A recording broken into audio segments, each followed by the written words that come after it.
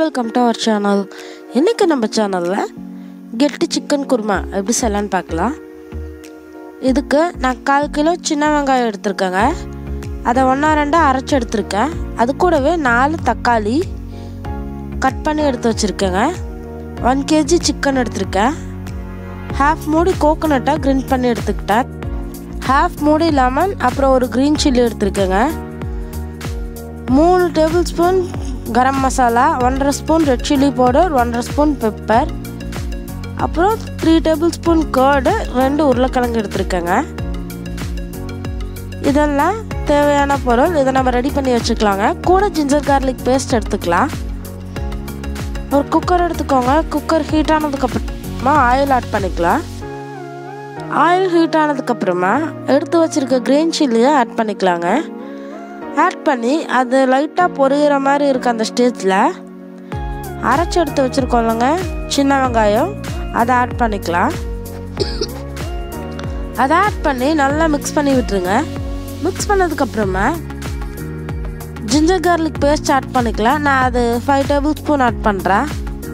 இது கெட்டி குருமாங்க, ஸோ கொஞ்சம் மசாலா அதிகமாக ஆட் பண்ணிக்கலாம். ஆட் பண்ணிவிட்டு 4 தக்காளியாக கட் பண்ணி எடுத்து வச்சுருந்தோம்லங்க, அதையும் ஆட் பண்ணிக்கலாம். ஆட் பண்ணி இதை நல்லா மிக்ஸ் பண்ணி விட்டுறலாங்க.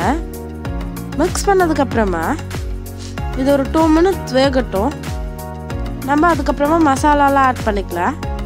எடுத்து வச்சுருக்க கரம் மசாலா ஆட் பண்ணிக்கிறேங்க. அப்புறமா ரெட் சில்லி பவுடர் ஆட் பண்ணிக்கிறேன். ஃபைனலாக பெப்பர் பவுடர் ஆட் பண்ணி இதை நல்லா மிக்ஸ் பண்ணி விட்டுறலாங்க.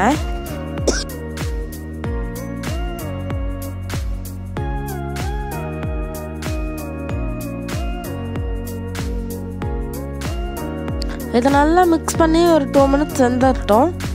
வாஷ் பண்ணி எடுத்து வச்சுருக்க சிக்கன் இருக்குல்லங்க, அதை ஆட் பண்ணிக்கலாம். ஆட் பண்ணி இதையும் சேர்த்து நல்லா மிக்ஸ் பண்ணிக்கலாங்க. மிக்ஸ் பண்ணதுக்கப்புறமா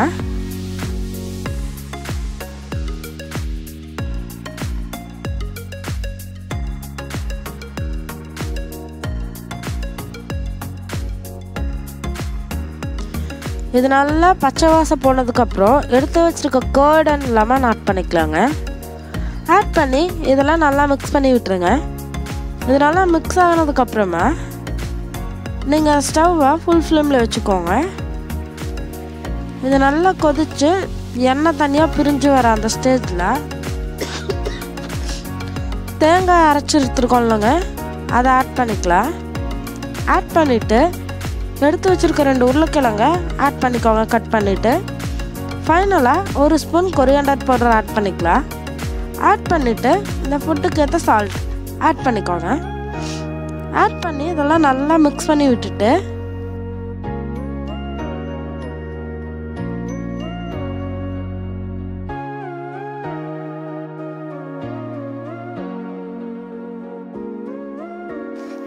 இது நல்லா மிக்ஸ் ஆயிருச்சுங்க.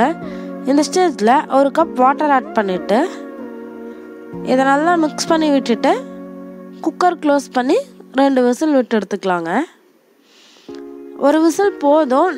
நீங்கள் நல்லா வேகணும்னு நினச்சிங்கன்னா 2 விசில் விட்டு எடுத்துருங்க.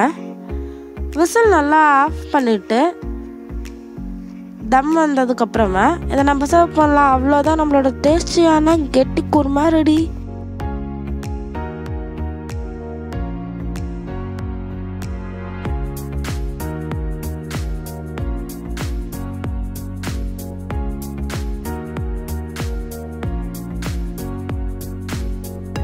தேங்க்ஸ் ஃபார் வாட்சிங். நம்ம சேனல் லைக் பண்ணுங்கள், ஷேர் பண்ணுங்கள். இது வரைக்கும் சப்ஸ்கிரைப் பண்ணாதவங்களால சப்ஸ்கிரைப் பண்ணிக்கோங்க.